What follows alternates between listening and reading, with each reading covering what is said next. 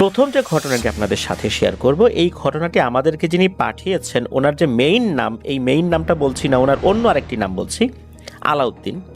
ওনার বাড়ি টাঙ্গাইল জেলার মির্জাপুর উপজেলার ফতেহপুর ইউনিয়নে।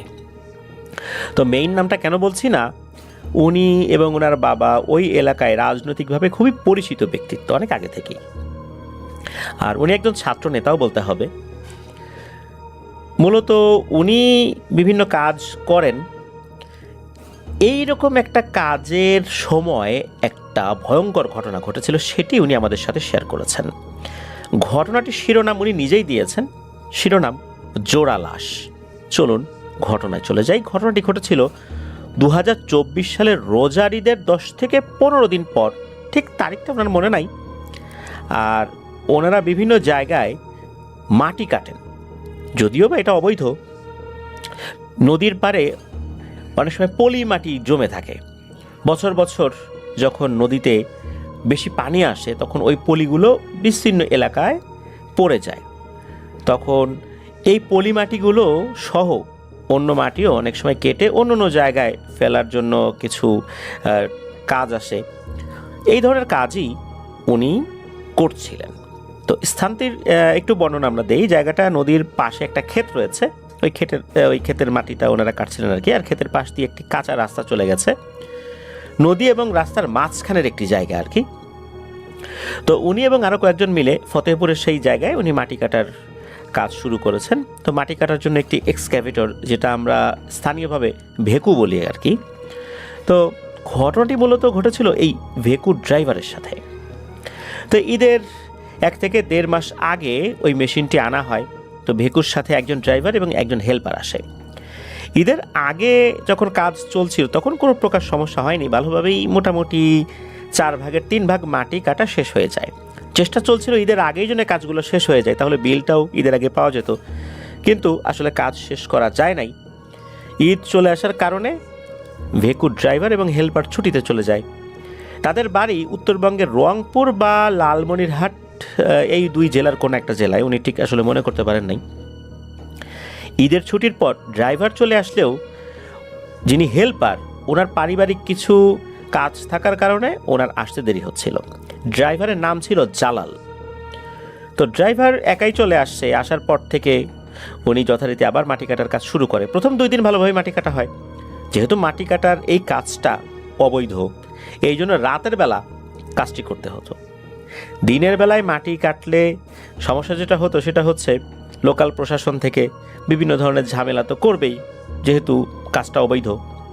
আর পাশে যেহেতু কাঁচা রাস্তা, ওই দিক দিয়ে মানুষ চলাচল করে, মাটির গাড়ি চলার কারণে প্রচুর ধুলা ওড়ে, এতে মানুষের চলাফেরাও অনেক অসুবিধার সৃষ্টি হয়। এই জন্য দিনে এই কাজগুলো করাটা পসিবল হয় না। যে রাতে ঘটনাটি ঘটে সেই রাতে 10টার দিকে মাটি কাটা শুরু করা হয়। আর ঘটনাটি ঘটেছিল রাত 2টোর দিকে। যেহেতু নদীর পাশেই ক্ষেত, আর মাটি কাটতে কাটতে রাস্তা থেকে মূলত ওই জায়গাটা অনেক নিচু হয়ে গেছে। আর নিচু হতে হতে ওই নদীর লেভেলের সমান হয়ে যাওয়ার কারণে নদী থেকে বেশ কিছু জায়গায় পানি চলেও আসছে। ড্রাইভার মাটি কাটছে, তো ভেকুর সামনে কিন্তু পানি জমে আছে। বেশি পানি না, হাঁটুর সমান হবে না, একটু নিচেই হবে আর কি, বা এরকম কাছাকাছি হবে। তো ড্রাইভার যখন গাড়িতে মাটি লোড করছিল তখন কিন্তু ওই ভেকুর ভিতরে ড্রাইভার একাই ছিল। আগে তো হেল্পার থাকতো, তখন তো আর হেল্পার ছিল না। ভেকুর সামনে একটি নসিমন টাইপের একটা গাড়ি ছিল আর কি, চারদিকে উঁচু করা। অনেকে এটাকে মাহেন্দ্র গাড়িও বলে, মানে এরকম টাইপের গাড়ি থাকে না, যে ছোট ছোট গাড়ি যেখানে ওই অল্প করে মাটিগুলো নিয়ে আসা যায়। বড় ট্রাক দিয়ে তো আসলে ওই পথ দিয়ে, মাটির পথ দিয়ে আসা সম্ভব না, গাড়ি দেবে যেতে পারে বা চাকা বসে যেতে পারে। এই জন্য এই ছোটো গাড়ি দিয়েই মাটিগুলো নিয়ে আসা হয়, ছোটো গাড়িতেই মাটি লোড করা হয়। তো গাড়ির সিটে বসা ছিল গাড়ির ড্রাইভার, উপরে রাস্তার এক পাশে ছিল ওনাদের স্লিপম্যান, যে কিনা কত গাড়ি মাটি কাটা হতো তার একটা হিসাব রাখতো। এরকম করে স্লিপ লিখে দিত, গাড়িতে একটা করে স্লিপ লিখে দিত, এই জন্য তাকে স্লিপম্যান বলা হতো। যে মাটি নিত তাকে সেই স্লিপ দেওয়া হতো যাতে করে হিসাবের কোনো গড়মিল না হয়। এক গাড়ির মাটির তো একটা দাম রয়েছে, এরকম গড়মিল হলে তো অনেক টাকার একটা গড়মিল হয়ে যাবে। তো ড্রাইভার যখন মাটি কেটে কেটে গাড়িতে রাখছিল তখন সামনে যে পানি জমেছিল হঠাৎ করে দেখে একটি কাফনে মোড়ানো লাশ ভেসে উঠেছে। লাশটি 2 থেকে সর্বোচ্চ 5 সেকেন্ডের মতো ভেসেছিল, আবার ডুবে যায়। বলে রাখা ভালো, ওখানে কিন্তু কোনো কবর নেই। প্রতি বছর সেখান থেকে মাটি কাটা হয়। নদীতে যখন পানি চলে আসে তখন এই জায়গাগুলো প্লাবিত হয়ে যায়, আবার যখন পানি নেমে যায় তখন ওই যে পলি মাটি পরে উঁচু হয়ে যায়, তখন এখান থেকে মাটি কাটা হয়। তো ভেকুর ড্রাইভার এই দৃশ্য দেখে তো মারাত্মক ভয় পেয়ে যায়। তখন সে সামনে থাকা গাড়ির ড্রাইভারকে ডাকতে থাকে, ও ভাই এদিকে আসেন, এদিকে আসেন। এখন ভেকু যখন চলে তখন কিন্তু শব্দ হয় অনেক, আর এই শব্দের কারণে সামনে থাকা ওই মাহেন্দ্র গাড়ির ড্রাইভার সে কিন্তু ডাকটা শুনতে পায় না। তখন ভেকুর ড্রাইভার ভেকু থেকে নেমে সামনে থাকা গাড়ির ড্রাইভারকে এই ঘটনাটি বলে, ও ভাই এদিকে আসেন, এই যে এই ঘটনা ঘটছে। ওই ড্রাইভার বলে, যা রে মিয়া, রাত বিরেতে ভেকু চালাচ্ছ অনেক সময় ধরে, তোমার চোখে হয়তো বা ঘুম চলে আসে, ঘুমের ঘরে ভুলভাল দেখছো। কিন্তু ভেকুর ড্রাইভার সেটা তো মানতে নারাজ, কারণ সে স্পষ্ট দেখেছে এই জিনিসটা, আর তার চোখে কোনো ঘুমের ভাবও নাই। সে দিনের বেলা পর্যাপ্ত ঘুমিয়ে নিয়েছে, যেহেতু তাকে রাতে কাজ করতে হবে। আসলে এই দৃশ্য যখন ভেকুর ড্রাইভার দেখেছে, সে তো কোনোভাবেই আর ভেকু চালাতে রাজি হয় না। তখন ওই মাহেন্দ্র গাড়ির ড্রাইভার ওই স্লিপম্যানকে ডেকে এই কথাগুলো বলে। তখন স্লিপম্যান আবার কি করেছে, এই আলাউদ্দিন ভাইকে ফোন করেছে, ফোন করে বলেছে যে এই ঘটনা ঘটছে, এখন কি করা যায়। আলাউদ্দিন ভাই এবং ওনার একজন পার্টনার তখন প্রায় 1.5 কিলোমিটার দূরে যেই জায়গাতে মাটি ফেলা হচ্ছিল সেইখানে ছিলেন। যেখানে মাটি ফেলা হয় সেখানে যদি না থাকা হয় তখন কিন্তু যে ব্যক্তি গাড়ি চালিয়ে যায় উল্টাপাল্টাভাবে মাটি ফেলে অনেক ধরনের ঝামেলা পাকিয়ে ফেলে, যার কারণে ওখানে একজন দক্ষ লোককে উপস্থিত থাকতে হয়। যখনই এই আলাউদ্দিন ভাই কথাগুলো শুনেছেন স্লিপম্যানের কাছ থেকে মোবাইল ফোনে, তখন উনি ওই স্লিপম্যানকে বলেছেন যে তুমি ওই ভেকুতে ওঠো, ড্রাইভারের সাথে থাকো, যেমনটা হেল্পার থাকতো তার সাথে, যাতে করে সে একটু সাহস পায়। তখন ফোনটা কেটে দিয়ে স্লিপম্যান সে ওই ভেকুর ড্রাইভারের সাথে বসেছে। আবার ভেকুর ড্রাইভার মাটি কাটা শুরু করেছে, যেহেতু এখন পাশে একজন লোক আছে, একটু সাহস পেয়েছে আর কি। এরপর মোটামুটি 3 গাড়ি মাটি কাটা হয়েছে, এর মধ্যে কোনো সমস্যা হয় নাই। 4 গাড়ির জন্য যখন মাটি কাটছে, মানে 4 নাম্বার গাড়ির জন্য, হঠাৎ করে এই ভেকুর ড্রাইভার আবার দেখে সেম ঘটনা, তবে এবার আর একটা না 2টি লাশ ভেসে উঠেছে কাফনে মোড়ানো। এইটা কিন্তু ভেকুর ড্রাইভারই দেখছে, যে স্লিপম্যান যে আসছে তার পাশে সে কিন্তু দেখছে না। উনি তো বলছে যে ভাই দেখেন, এই যে দেখেন 2টা লাশ সামনে। এখন স্লিপম্যান বলে যে কই, আমি তো কিছু দেখি না। তখন বলে যে এই যে আমি দেখতেছি। যখন ভেকুর ড্রাইভার দেখেছে যে স্লিপম্যান দেখছে না, সে কোনোভাবেই আর ভেকু চালাবে না। ভেকুর স্টার্ট বন্ধ করে দিয়ে সে লাফ দিয়ে ওই হাঁটু সমান পানির মধ্যে নেমে দৌড়ে রাস্তায় উঠে গেছে। বলছে যে আমি আর কাজ করবো না, আমি চলে যাব। এই বলে সে রাস্তার উপর উঠে মাটির উপর শুয়ে পড়েছে এবং হাঁপাচ্ছে। মনে হচ্ছে তার হৃৎপিণ্ডগুলো এমনভাবে নড়াচড়া করছে যে এখনই মনে হয় ফেটে বের হয়ে আসবে, এমন একটা অবস্থা। আর তার দম বন্ধ হয়ে যাচ্ছে। স্লিপম্যান তো এটা দেখে নাই, সে তো আসলে ভয়ও পায় নাই। সে আবার তাড়াতাড়ি নেমে আবার রাস্তায় উঠে আসে। আসার পর তাকে একটু স্বাভাবিক করার চেষ্টা করে। স্লিপম্যান আবারও ফোন দেয় এই আলাউদ্দিন ভাইকে, বলে যে এই ঘটনা, আগে তো একটা দেখছে, এখন তো সে 2টা দেখছে, আমি তো আর দেখি নাই। তখন এই আলাউদ্দিন ভাই এবং ওনার পার্টনার কাজ ওখানে স্থগিত রেখে দ্রুত 1.5 কিলোমিটার দূরে এই নদীর কাছে যেখানে ভেকু ছিল, মানে এক্সক্যাভেটর ছিল, সেখানে চলে আসে। এসে দেখে যে এই ড্রাইভারের অবস্থা খুবই খারাপ, থরথর করে কাঁপছে, ভয়ে মাঝখানে খিঁচুনি দিয়ে উঠছে। তার এই অবস্থা দেখে ওই রাতের মতো মাটি কাটা বন্ধ করে দেওয়া হয়। এরপর মোটামুটি ভোরের আগেই ওই ড্রাইভারকে নিয়ে পাশে একটি মসজিদে যাওয়া হয়। ইমাম সাহেবকে ডেকে তোলা হয়। উনি তখনও ঘুমাচ্ছিল, তখনও কিন্তু ফজর আজান হয় নাই। তো ইমাম সাহেবকে বলার পর ইমাম সাহেব ঝাড়ফুঁক করে দেন, পানি খাইয়ে দেন, পরা পানি আর কি। এরপর ভেকুর ড্রাইভার একটু স্বাভাবিক হন।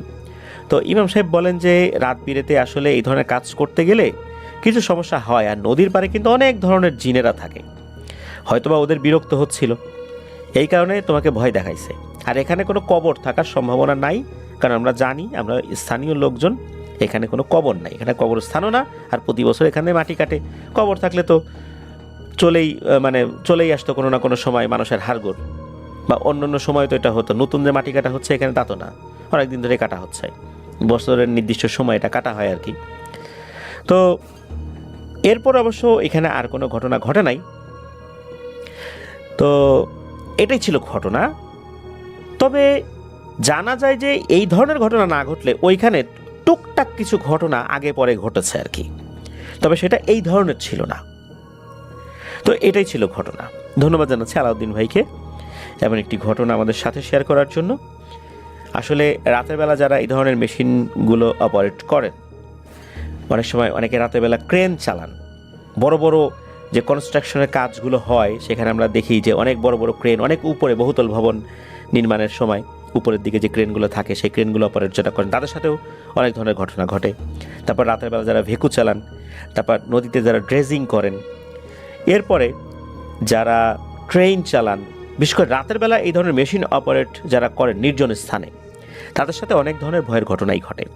আপনাদের জানা এরকম কোনো ঘটনা থাকলে কিন্তু লিখে বা রেকর্ড করে আমাদেরকে পাঠিয়ে দিতে পারবেন afnanthehorworldbd@gmail.com এই ইমেল অ্যাড্রেসে। ইমেল অ্যাড্রেসের স্পেলিংটা বলে দিচ্ছি, AFNANTHEHORRORWORLDBD afnanthehorworldbd@gmail.com। ঘটনা কেমন লাগছে তা জানিয়ে এই ভিডিওর কমেন্ট সেকশনে কমেন্ট করতে পারেন। এছাড়া আমাদের ফেসবুক পেজ এবং গ্রুপ তো রয়েছেই, সেখানে গিয়েও আপনাদের মতামত জানাতে পারেন। প্রিয় লিসেনার্স, এবারের ঘটনাটি যিনি পাঠিয়েছেন তার নাম লোকমান হোসেন লিটন। উনি বিশ্ববিদ্যালয়ে ভর্তির জন্য প্রস্তুতি নিচ্ছেন। ওনার বাড়ি জামালপুর জেলার সদর উপজেলার নান্দিনার শেহরাতলি নামক স্থানে। ঘটনাটি উনি সংগ্রহ করেছেন ওনার আপন মামির কাছ থেকে, যার নাম ডলি বেগম। ঘটনাটি যেখানে ঘটেছে সেই জায়গাটি হচ্ছে জামালপুর জেলার সদর উপজেলার 10 নং শ্রীপুর ইউনিয়নের শ্রীপুর কুমারিয়া গ্রামে। তো 2024 সালের 29শে আগস্ট ওনার পাঠানো একটি ঘটনা, যেটা ওনার নানির সাথে ঘটে যাওয়া, ভয়াল সন্ধ্যা শিরোনামে আমরা প্রচার করেছিলাম থার্সডে নাইটের 113তম আয়োজনে। 113তম আয়োজনের দ্বিতীয় ঘটনা হিসাবে সেটি প্রচারিত হয়েছিল। তো ঘটনাটি প্রচারের পর দিন রাতের বেলা নানিকে শোনানোর উদ্দেশ্যে উনি নানির কাছে গিয়েছিলেন। তো ওনার নানির বাড়ি কাছেই 2 মিনিটের রাস্তা। তো যখন গিয়েছিলেন রাতের বেলা তখন বিদ্যুৎ ছিল না, গরমের দিন। ছোট একটা ব্লুটুথ স্পিকার বক্সে ভয়াল সন্ধ্যা ঘটনাটি ওনারা শুনতে থাকেন। সাথে ছিল নানি, মামাতো ভাই, মামাতো বোন, ছোট মামি। গ্রামীণ পরিবেশে পার্টিতে বসে জ্যোৎস্না রাতে ঘটনাটি ওনারা শুনছিলেন। এক অন্যরকম শান্তি, ভয় দুটোই কাজ করছিল। কিন্তু শান্তি কি বেশিক্ষণ স্থায়ী হয়েছিল? না। ঘটনাটি শোনার শেষের দিকে নানি অঝরে কান্না করছিলেন। আসলে নিজের আপন ছেলের সাথে ঘটনাটি ঘটেছে, তো তাই নিজে মা হয়ে ছেলের জন্য কিছুই করতে পারেননি। অসহায়ভাবে মারা যায় নানির ছেলে, অর্থাৎ এই লিটন ভাইয়ের মামা।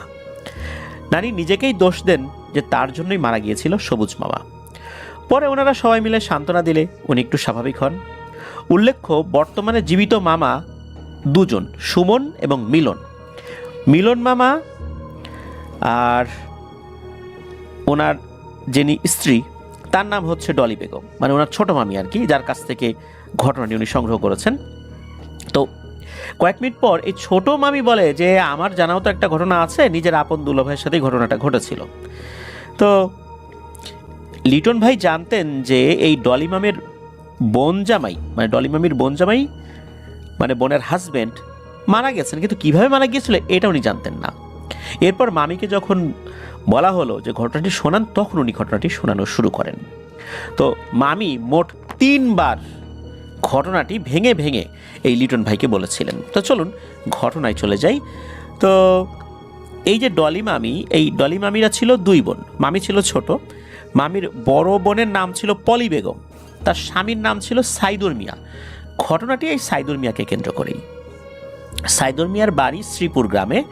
2022 সালে তার বয়স হয়েছিল 52 বছর। তার 2 ছেলে 2 মেয়ে এবং স্ত্রীকে নিয়েই ছিল সংসার। বড় ছেলের নাম ছিল হাসান। সাইদুর মিয়ার আয়েই চলতো তাদের সংসার। অনেক কষ্ট করে এই কাজ করে খেতেন তারা। ছোট থেকে গাছ কেটে জীবিকা নির্বাহ করতেন। এক কথায় কাঠুরে ছিলেন এই সাইদুর মিয়া।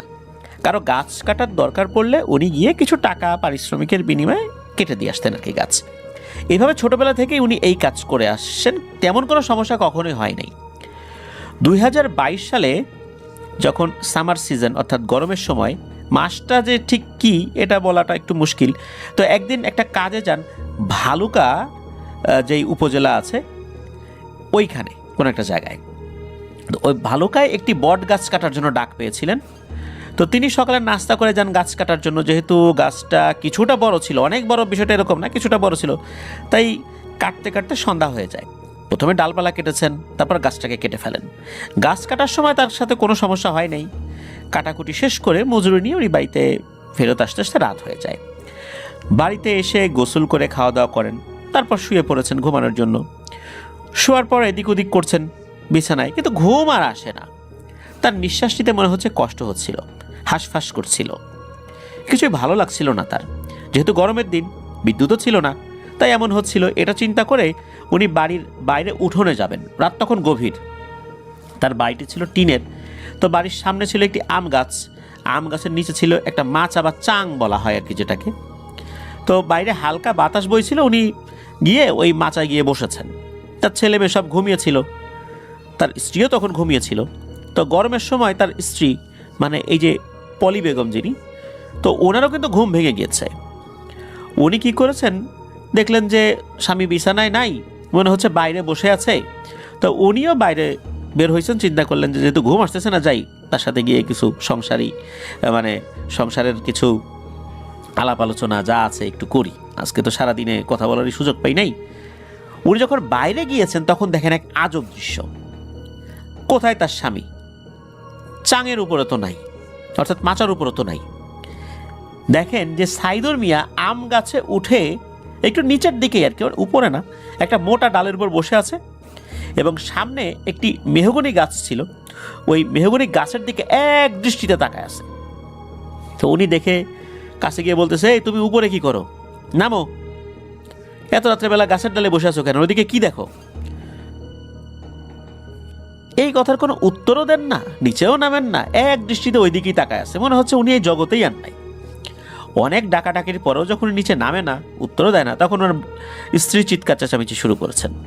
তো চিৎকার শুনে ঘরে থাকা তার ছেলেপেলেরাও ঘুম থেকে উঠে গেছে। আর যেহেতু প্রচণ্ড গরম পড়েছিল, আশেপাশে যে প্রতিবেশীরা ছিল তাদেরও ওইভাবে ঘুম আসছিল না, অনেকে জেগেছিলেন আর কি, তারাও চলে আসছে, বাড়ির সামনে উঠানে চলে আসছে। তো সবাই মিলে তাকে ডাকাডাকি করছে, মানে সাইদুর মিয়াকে।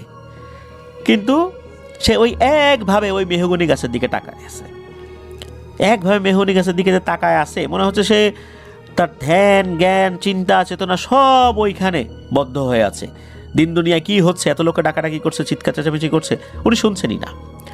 অনেকক্ষণ ডাকাডাকির পরও যখন উনি নিচে নামছিলেন না, তখন প্রতিবেশীর মধ্যে যারা আসছিলেন আর কি ওইখানে, ওনাদের মধ্যে একজন পুরুষ লোক, উনি গাছে ওঠার প্রস্তুতি নিয়েছেন যে এখন উঠে দেখি যে আসলে ব্যাপারটা কি।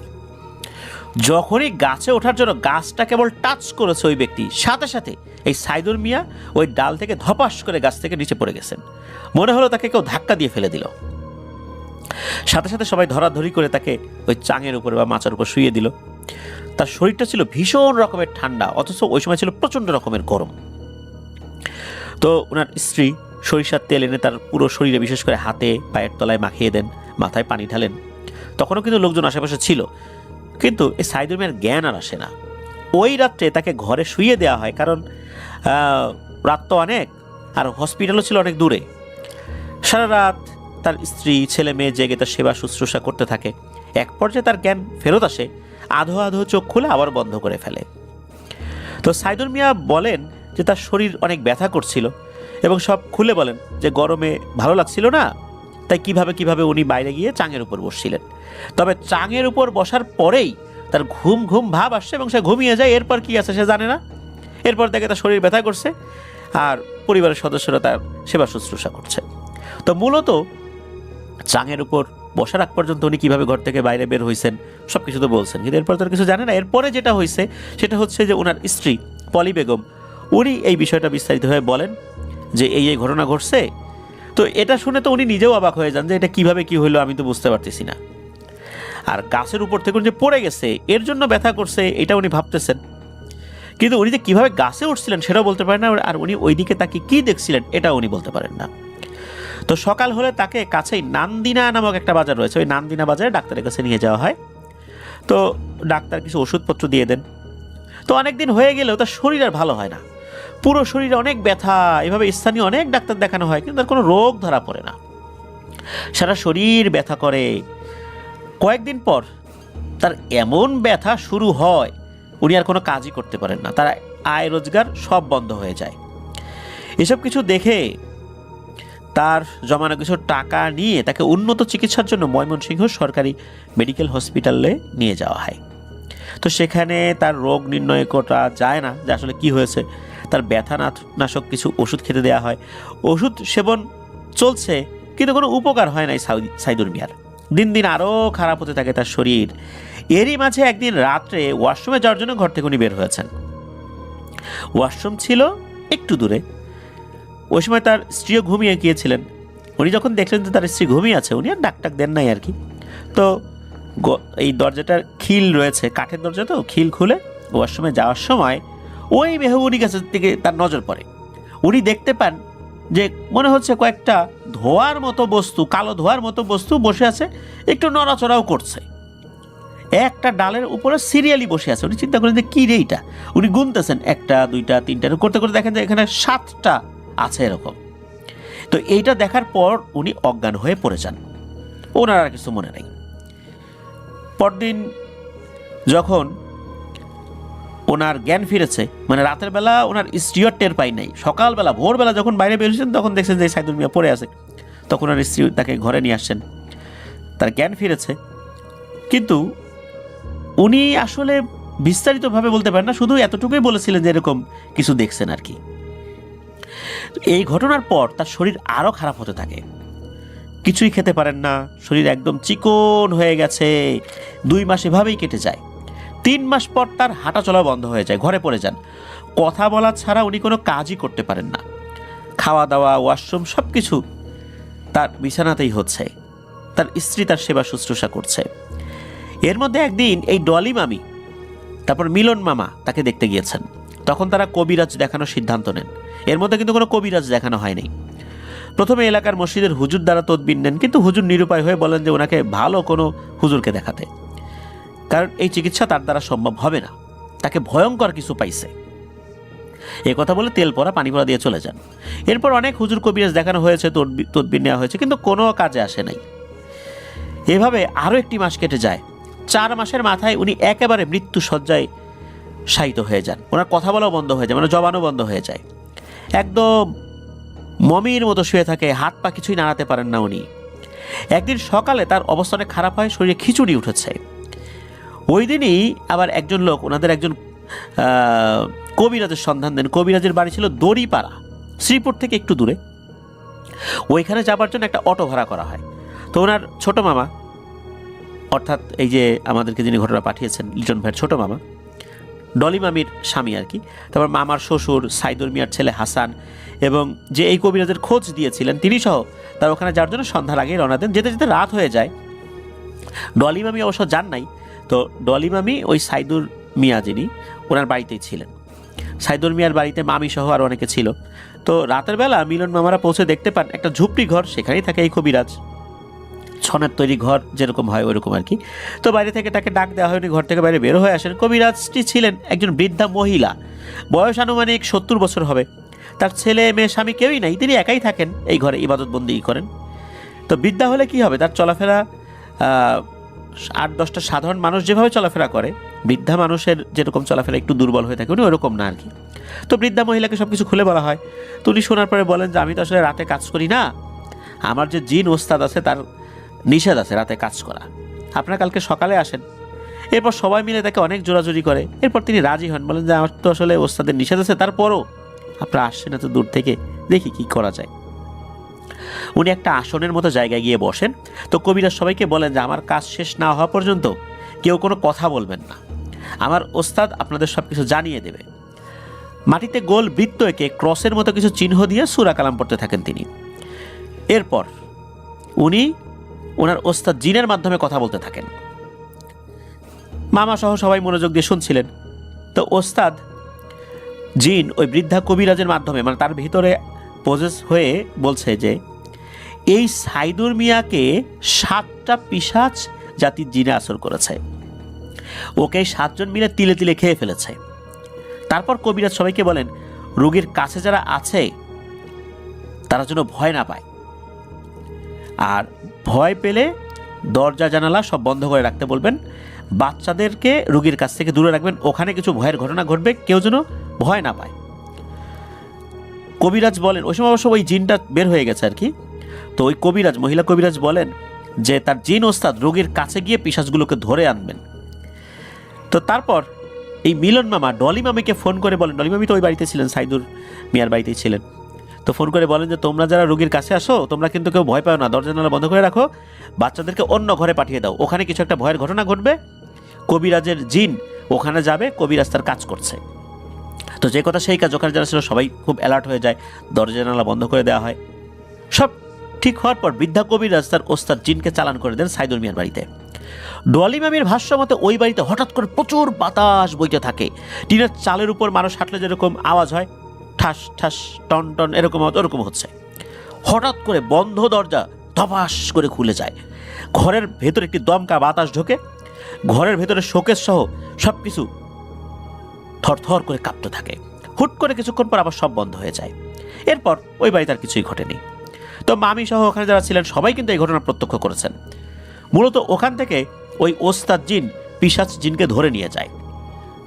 তখন ওই যে বৃদ্ধা কবিরাজ, তার মধ্যে পিশাচ 7টি জিনের মধ্যে একটি হাজির হয়েছে। এরপর বলতে থাকে, আমাকে ছেড়ে দে রে, আমাকে ছেড়ে দে, সাইদুরের কৃতকাজের শাস্তি পাইতেছে। আমরা 7 জন ওই বট গাছে থাকতাম অনেক বছর ধরে, ও আমাদের থাকার জায়গা নষ্ট করছে, গাছ কেটে ফেলছে, তাই আমরা 7 জন ওকে কৃতকর্মের শাস্তি দিতেছি। আমরা ওকে খেয়ে ফেলাইছি, তো আমাদের 7 জনের মধ্যে 6 জন ওকে খেয়ে ছেড়ে চলে গেছে, আমি হলো সবার ছোট, এখন আমি ওকে খাচ্ছি। 6 জন তো খায় চলেই গেছে, আমার খাওয়া অল্প একটু বাকি আছে, এখন তো ও আর বাঁচবে না, ওর যা করার তো আমরা করে ফেলছি। কবিরাজ তখন একটু কঠোর হন। ওই পিশাচ জিনটার ভিতরেই কিন্তু ওই জিনটা আবার কথা বলছে, একই সাথে 2টা জিন কথা বলছে। ওই জিনটা আবার বলছে, তুই কি যাবি না অন্য ব্যবস্থা করব? তখন ওই জিনটা বলছে যে আমি নাই চলে গেলাম, আমাকে ছেড়ে দে, আমি চলে যাই, আমি আর আসবো না, কিন্তু মনে রাখিস ওর তো যা খাওয়ার আমরা খাইয়ে ফেলছি, আমার না হয় অল্প একটু খাওয়া বাকি ছিল সেটা খাইলাম না, কিন্তু ওর তো আর বাঁচার সম্ভাবনা নাই রে। এরপর ওই যে সাইদুর মিয়ার ছেলে হাসান, সে বিভিন্ন সময় চিন্তা করছে যে জিনেরা যখন চলে যায় প্রমাণ রেখে যায় যে ডাল ভেঙে গেছে এটা সেইটা, ও তখন বলে ওঠে, ওই সময় কিন্তু কথা বলা নিষেধ সবার, ওই হাসান বলে ওঠে, আচ্ছা পিশাচ যে এখান থেকে চলে গেছে এর প্রমাণ কি? এইটা বলার সাথে সাথে গায়েবীভাবে এমন ঠাস করে একটা চর মেরেছে হাসানের গালে। বিষয়টা শুনতে হাস্যকর মনে হলেও হাসানের গালে 5 আঙ্গুলের দাগ বসে যায়। ওই সময় সে অনেক ব্যথা পায়, কথা বলা নিষেধ করা সত্ত্বেও সে কথা বলেছে। তখন ওই কবিরাজের ভিতরে থাকা জিনটা বলে ওঠে, পাইছিস প্রমাণ যে পিশাচটা চলে গেছে? তবে এই কথা বলার পর দেখা যায় যে একটা গাছের একটা কাঁচা ডাল ভেঙে পড়ে। মূলত যখনই বলছে প্রমাণ কি, তখনই ঠাস করে অদৃশ্যভাবে চর মেরে দিছে, মানে এটাই প্রমাণ। তো যাই হোক, এরপরে ওই জিন ওস্তাদ ওই কবিরাজের ভিতর থেকেই বলে, আসলে আমি যতটুকু ওই রোগীকে দেখলাম, ওকে তো আসলে বাঁচানো সম্ভব না, ওর শরীরের ভেতরে এমনভাবে খেয়ে ফেলছে, এরা হচ্ছে মাংস চোষা জিন। মাংস ওরা চাবায় খায় না, এরা চুষে চুষে মাংস খায় ফেলে। মূলত এই ধরনের জিনদের খপ্পরে পড়ছে, ওরা ওকে খেয়ে ফেলছে ভিতর থেকে। ওর তেমন কিছু আর নাই। আসলে আরও যদি কিছুদিন আগে আনা যাইতো তাহলে আমি চেষ্টা করতাম, আল্লাহ আমাকে যতটুকু সামর্থ্য দিছে, কিন্তু এখন তো আর কিছু করার নাই, শেষ সময় চলে আসছে, এখন আমার আর কিছু করার নাই রে, ওকে নিয়ে যা তোরা, এরকমভাবে বলে দেয়। এরপর কবিরাজের যে ওস্তাদ জিন কবিরাজের শরীর থেকে বাইরে বের হয়ে চলে যায়। আসলেই তখন তারা চলে যায়, কবিরাজকে কিছু টাকা দিতে চেয়েছিলেন, কিন্তু কবিরাজ সেটা ফিরিয়ে দেন, বলে যে না, আসলে রোগী সুস্থ হয় না, এই রোগীর কোনো কাজই করতে পারলাম না, হাদিয়া তো নেওয়া যাবে না, আর তাছাড়া আমি এমনিতেও হাদিয়া নেই না, হাদিয়া নিলে কি আমার ঘর বাড়ির অবস্থা এরকম থাকে নাকি? আমার ওস্তাদের বারণ আছে, আপনারা যেদিক দিয়ে যাবেন পেছন দিকে তাকাবেন না, পথে যাওয়ার সময় ছোটোখাটো সমস্যা হইতে পারে, কোনো সমস্যা হবে না ইনশাল্লাহ, আমার ওস্তাদ জিন আপনাদেরকে এগিয়ে দিয়ে আসবে। তো সত্যি ওনারা ওই অটো নিয়ে যখন রওনা দিয়েছেন তখন নাকি অটোটা আগাতে চাচ্ছিল না, মনে হচ্ছে অনেক ভারী হয়ে গেছে, বারবার অটো বন্ধ হয়ে যাচ্ছিল। তো তারপরও আল্লাহর রহমতে ওনারা চলে আসছেন। তো আসার পর সবাই হাত মুখ ধুয়ে সাইদুর মিয়ার কাছে যায়। তো মামি সহ সবাই তখন সাইদুর মিয়ার কাছেই বসেছিল। ওই বাড়িতে ঘটনাগুলো সব কিছু খুলে বলা হয়। আসলে ইতোমধ্যে সাইদুর মিয়ার খিচুড়ি আরও বেড়ে যায়। এভাবেই রাত পার হয়ে যায়। পরদিন সকালবেলা, সকাল 7টা সাড়ে 7টার দিকে সকলকে কাঁদিয়ে আল্লাহর ডাকে সাড়া দিয়ে সাইদুর মিয়া চলে যান। ইন্না লিল্লাহি ওয়া ইন্না ইলাইহি রাজিউন। ওই দিনই বাদ আসর তাকে পারিবারিক কবরস্থানে সমাহিত করা হয়। এভাবে একটি পরিবারের মূল কর্মজীবী যার দ্বারা সংসার চলত তাকে হারিয়ে ফেলে পরিবারটি। পরবর্তীতে এই যে হাসান ভাই মানে সাইদুর মিয়ার ছেলে, উনি টিনের ব্যবসা শুরু করেন। উনি বিয়ে করেছেন, তার এই বর্তমানে সংসার চলছে, তার বড় বোনেরও বিয়ে হয়ে গেছে। আর এই ঘটনার পর ওই পরিবারে আর কোনো ভয়ের ঘটনা হয়নি এটাই জানিয়েছেন। তবে পরবর্তীতে ডলি মামি তার বোন পলিকে প্রতিশোধের কথা যদি মানে বলেছিলেন যদিও বা, কিন্তু এই যে পলি বেগম উনি সেটা নাকচ করে দেন। উনি বলেন যে আল্লাহ সব দেখছেন, আল্লাহ আছেন উপরে, এই ওসিলায় হয়তোবা আমার স্বামী জান্নাতে যাবেন, এজন্য আমি কোনো প্রতিশোধ নিতে চাই না। পরকালে আল্লাহ বিচার করবেন ওই জিনদেরকে, কারণ সে তো কোনো অপরাধ করে নাই, এটা তার পেশা, সে গাছ কাটতে গেছে, কাটছে। আগে থেকে তো তাকে তো কোনো সতর্কতাও অবলম্বন করার সুযোগ দেওয়া হয় নাই, এই জন্য তাকে তারা হত্যা করছে, শাস্তি তারা পাবে, আর ইনশাল্লাহ আল্লাহ তাকে ক্ষমা করবেন, এটাই তার কথা ছিল। তো আল্লাহ তাআলা সাইদুর মিয়ার ভুল ত্রুটি ক্ষমা করুন, আল্লাহ তাআলা তাকে জান্নাতুল ফেরদৌস নসিব করুন। প্রিয় লিসেনার্স, এইভাবেই কিন্তু ভুলের কারণেও না, এটা বলতে হবে হঠাৎ বিপদ, এর কারণেও কিন্তু অনেক ধরনের সমস্যা আমাদের চলে আসে। আল্লাহ আমাদেরকে হেফাজত করুন। প্রিয় লিসেনার্স, এবারের ঘটনাটি আমাদেরকে পাঠিয়েছেন একজন রেমিটেন্স যোদ্ধা ভাই, যিনি বর্তমানে দুবাইয়ে রয়েছেন। ওনার নাম মেহেদি হাসান। ওনার বাড়ি ঝিনাইদহ জেলার শৈলকুপা উপজেলার ফুলহরি গ্রামে। উনি এর আগেও একটি ঘটনা পাঠিয়েছিলেন। তো এবারের যে ঘটনাটি, এই ঘটনাটি মূলত ওনার বড় আপুর সাথে ঘটেছিল। আর ঘটনাটি মূলত এখন থেকে প্রায় 15-16 বছর আগের ঘটনা। সেই হিসাবে 2009-10 সাল এরকম সময় হবে আর কি। তো ঘটনাটি মূলত ঘটেছিল ওনার বড় আপু এবং ওনার বড় আপুর বান্ধবীর সাথে। তখন ওনারা ফরিদপুরের নগরকান্দা উপজেলার কাজীপাড়া গ্রামে থাকতেন। ওনার বড় আপুর নাম হচ্ছে সুমনা, আর ওনার বড় আপুর বান্ধবীর নাম হচ্ছে অজান্তা। ওনাদের দুজনেরই অনেক বড় চুল ছিল, দুজনের মধ্যে খুব ভালো একটা সম্পর্ক ছিল। ওনারা যখন স্কুলে যেতেন আসতেন সবসময় একসাথে যাওয়া আসা করতেন। ওই সময় কিন্তু ওনার বড় আপু এবং বড় আপুর বান্ধবী তারা দুজনই 5ম শ্রেণীতে লেখাপড়া করতেন। আর এই মেহেদি হাসান ভাই উনি পড়তেন 3য় শ্রেণীতে, একই স্কুলে পড়তেন। তো সমস্যাটা হয় কি, একটা গাব গাছকে কেন্দ্র করে, ওই গাব গাছকে কেন্দ্র করে অনেক ঘটনা আগে থেকে শোনা যেত। অনেকেই নাকি ওই গাছে একটা সাদা বিড়াল দেখতে পেত। এটা নিয়ে বিভিন্ন ধরনের ঘটনাই আছে। এদিকে এই সুমনা আপুর তো বয়স ওই সময় বেশি ছিল না, আর এই অজন্তা আপুরও বয়স ওই সেম, ক্লাস 5-এ পরে, যেহেতু বয়স আর কত হবে, 11-12 বছর সর্বোচ্চ এরকম আর কি। হয় কি, ওই গাছটা ছিল হচ্ছে প্রাইমারি স্কুলের পাশে। ওই প্রাইমারি স্কুলের পাশে একটা বড় বাঁশবাগান রয়েছে, ওই বাঁশবাগানের সাথেই ওই গাব গাছটা।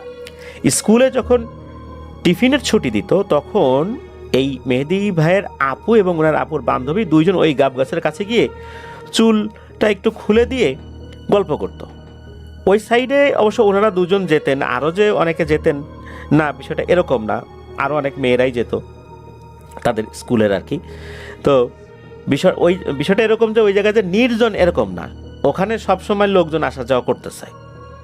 বাঁশ সার বা গাব গাছের কারণে যে ওখানে লোকজন আসা যাওয়া কম করে এটা মনে করার কোনো কারণ নেই, কারণ স্কুলের বাচ্চারা সবসময় ওই দিক দিয়ে খেলাধুলা করতেছে।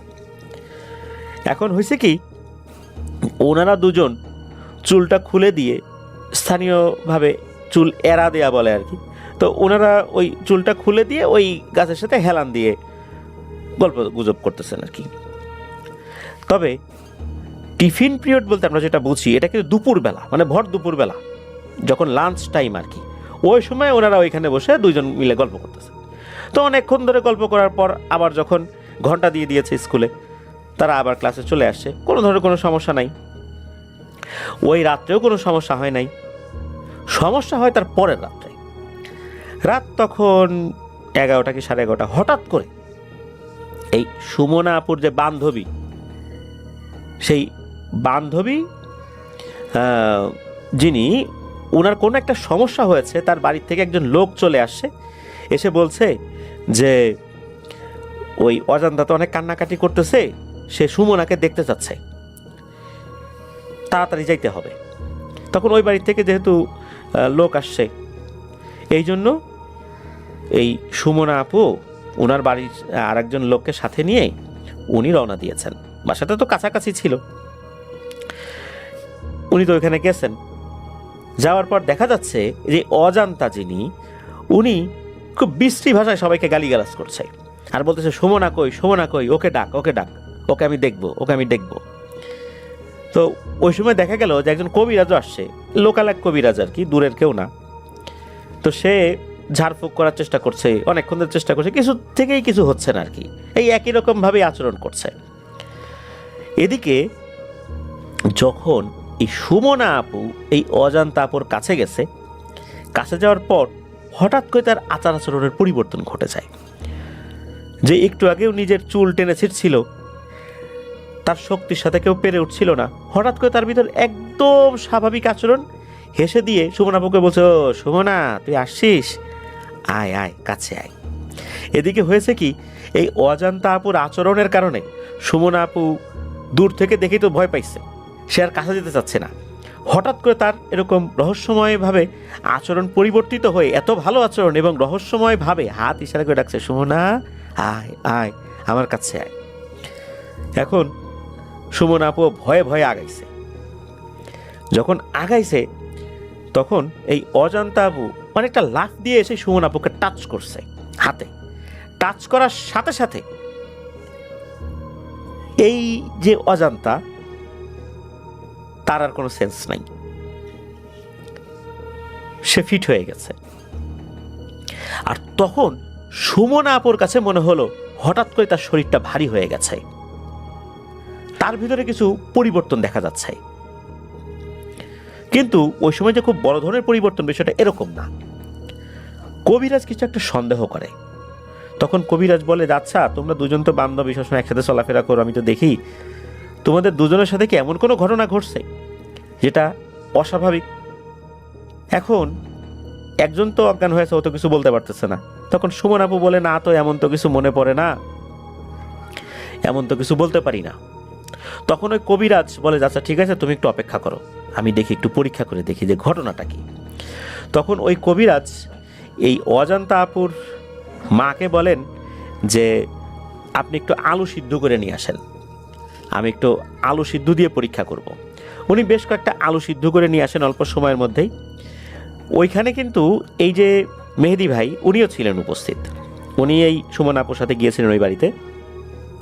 তো অল্প সময়ের মধ্যে আলু সিদ্ধ করে আনা হয়। ওই আলুগুলো কবিরাজ নিজেই একটা শক্ত কিছু দিয়ে কয়েকটা ভাগে ভেঙে নেন আর কি, সিদ্ধ আলুর উপর চাপ দিলে যেভাবে ফেটে যায় না, তো ওইটাই একটু একটু করে উপস্থিত সবাইকে হাতে হাতে দিচ্ছিলেন।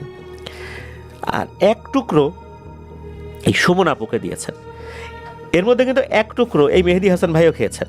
তো মেহেদি হাসান ভাই খাইছেন আলু সিদ্ধ, কোনো ধরনের লবণ ছাড়া, মরিচ ছাড়া, যেরকম লাগে আর কি, ওরকমই স্বাদ লেগেছে, সবার কাছে একই রকম স্বাদ লেগেছে। কিন্তু সুমনা আপু যখনই মুখে দিয়েছে, তখন উনি বলছে, ওয়াক থু, এই পচা জিনিস এ কেউ খায় নাকি, কি ভয়ঙ্কর পচা জিনিস, কি বিশ্রী রকমের স্বাদ, এটা বলে ফেলে দিছে। সাথে সাথে কবিরাজ বলে যে ঘটনা তো ঘটে গেছে, কোনো একটা বদ জিনের সম্পর্ক এখানে রয়েছে, আর এই জিনটা এখন অজান্তাকে ছেড়ে ওর শরীরের ভিতরে ঢুকে গেছে, এখন তো একে ঝাড়ফুঁক করতে হবে। তখন কবিরাজ ওনাকে কিছুটা ঝাড়ফুঁক করে দেন এবং বলে দেন যে সুমন আপুকে একটু সাবধানে রাখতে। তো ওখানে কিন্তু এই সুমন আপুর মাও গিয়েছিলেন। উনি কিন্তু বিষয়টা খুব একটা আমলে নেয় নাই। উনি চিন্তা করছেন ছেলেবেলে তো বেশি লেখাপড়া করে, অবশ্য এই সুমন আপু অজান্তা আপু দুজনেই ভালো স্টুডেন্ট ছিলেন, ওরা খুব বেশি লেখাপড়া করতেন। চিন্তা করছে যে বেশি লেখাপড়ার কারণে এই দুইটার মাথা মনে হয় কোনো সমস্যা হয়ে গেছে, ঠিক হয়ে যাবে পরে। এক সপ্তাহের মধ্যে কিন্তু কোনো ধরনের কোনো সমস্যা হয় নাই। অজান্তা আপুও ভালো, সুমন আপুও ভালো। এক সপ্তাহ পর ওনারা পারিবারিকভাবে মানে সুমনা আপুর পরিবারের সদস্যরা পারিবারিকভাবে এই মেহেদী হাসান ভাইয়ের কাকাতো বোনের মানে চাচাতো বোনের বিয়ে খেতে পরিবার সহ ওনারা ঝিনাইদহে আসছেন শহরে। এসে প্রথম দিন কোনো সমস্যা হয়নি, সমস্যা তার পরের দিন রাতের বেলা ওনার ওই চাচাদের বাসায় রাতের বেলা দেখা যাচ্ছে যে ওনারা সবাই একসাথে খেতে বসছেন। তো মেহেদী হাসান ভাইয়ের আব্বুর পাশেই মেহেদী হাসান ভাইয়ের আপু মানে এই সুমন আপু খাবার খেতে বসছে। হঠাৎ করে এই মেহেদী ভাইয়ের আব্বু দেখে এই সুমনা আপু উনি হেঁটে হেঁটে রান্নাঘরের দিকে যাচ্ছে, যাওয়ার পর মাংসের হাঁড়িটা হাতে করে নিয়ে আসতেছে এবং হাতে করে নিয়ে আসছে, এক হাত দিয়ে ধরছে একটা ভারী হাঁড়ি, ওর ভিতরে বেশ অনেক মানুষেরই রান্না ছিল আর কি, মাংস রান্না ছিল। তো আর এক হাত ভিতরে দিয়ে মাংস তুলে খাওয়া শুরু করে দিয়েছে। দেখতে দেখতে মনে হচ্ছে যে মাংস সে আসলে গিলছে, সে চাবাচ্ছেও না, হাড় সহ গিলে ফেলছে, এমন একটা অবস্থা। তখন ওনার আব্বু বলছে, এই সুমনা কি করিস? তখন ভয়ঙ্কর দৃষ্টিতে তার বাবার দিকে তাকায় এবং গালিগালাজ শুরু করে দেয়। বলে যে তোর এত বড় সাহস আমার খাবারে তুই বিরক্ত করিস, তোর সাহস তো কম না। হঠাৎ করে নিজের মেয়ের এই ধরনের আচরণ দেখে উনিও তো ভয় পেয়ে গেছে, আরে এটা কি, এটা তো স্বাভাবিক কিছু না। উনি তো বুঝতে পারছে নিশ্চয়ই কোনো অস্বাভাবিক বিষয় আবার শুরু হয়েছে। তখন ওনার আম্মু তো ছিল মানে সুমন আপুর আম্মু তো ছিল, উনি বুঝতে পারছিলেন যে ওই যে কবিরাজ বলছিল ওইটাই তো সত্য রে, আসলে তোর মাথার কোনো সমস্যা হয় নাই, নিশ্চয়ই জিনে ধরছে। সাথে সাথে এই মেহেদী হাসান ভাইয়ের আব্বু এই মেহেদী হাসান ভাইয়ের চাচাতো এক দাদা রয়েছে, তাকে ডেকে আনতে বলে। তো ওই দাদার সম্পর্কে একটা ধারণা দেওয়াটা জরুরি। ওই দাদার সাথে নাকি 5-6টা জিন রয়েছে, আর উনি করতেন কি প্রতি বছর একটা নির্দিষ্ট সময়ে ওনার বাড়িতে একটা আপ্যায়নের ব্যবস্থা করতেন। ওই জিনেরাও নাকি খাবার খেত, তাদের জন্য আলাদা করে অনেক ব্যবস্থা করা হতো আর কি। তো অনেক মানুষ ওই সময় সেখানে আসতো, জিকিরাজগার হতো আর কি। ওনার দাদার কারণে ওই গ্রামে কোনো মানুষের উপর নাকি সহজে কোনো জিন ভর করতো না। ওই জিনগুলো অনেক একটা প্রোটেকশন দিয়ে রাখতো ওই গ্রামের মানুষদেরকে, এটা শোনা যায় আর কি। তো সেই দাদার নাম হচ্ছে সিরাজ মণ্ডল। তো সেই দাদুকে ডাকতে পাঠানো হয়। তো দাদু শোনার সাথে সাথে উনি দ্রুত চলে আসেন। তো দাদু আসার সাথে সাথে মানে আসেও নাই, বাড়ির কাছাকাছি হঠাৎ করে সুমন আপু বলে উঠছে, ওরে বাবা রে, ওরে মারে, এ কে আসছে রে, আমারে মাফ করে দে রে, আমারে মাফ করে দে, আমি চলে যাবো। তো দাদা তো দূর থেকে শুনতে পাইছে। তখন দাদা বলতেছে, হ্যাঁ রে, এখন ভয় পাস কেন? হ্যাঁ, তোর এত বড় সাহস, তুই লোক আর খুঁজে পাইলি না, তুই আমার নাতনির উপরে ভর করছিস, তোর তো মাফ নাই রে, তোর বাপের নাম দাদার নাম তোর 14 গোষ্ঠীর নাম ভুলিয়ে দেবো, দাঁড়া অপেক্ষা কর। এদিকে আপুর ভেতরে থাকা ওই জিনিসটা তো কান্নাকাটি শুরু করে দিয়েছে। সবাই তো অবাক হয়ে গেছে যে এতক্ষণ যে রাগ নিয়ে সবাইকে গালিগালাজ করছে, সে এখন কান্নাকাটি শুরু করে দিয়েছে এই দাদুকে দেখে। দাদু তখন এই সুমনা আপুর কনিষ্ঠাঙ্গুলি চেপে ধরে বলছে, বল কিভাবে তুই আমার নাতনির উপর আসছিস? তখন ওই জিনিসটা বলছে, আমারে মারিস না, আমি সব বলছি, আমি তো আসলে ওই গাব গাছে থাকি, অনেক আগে থেকে বসবাস করি, আমি তো কাউকে ভয়ও দেখাই না, মাঝে মাঝে মানুষ সাদা বিড়ালের আকৃতি থেকে আমাকে দেখে, আমি তো কাউকে আসরও করি না।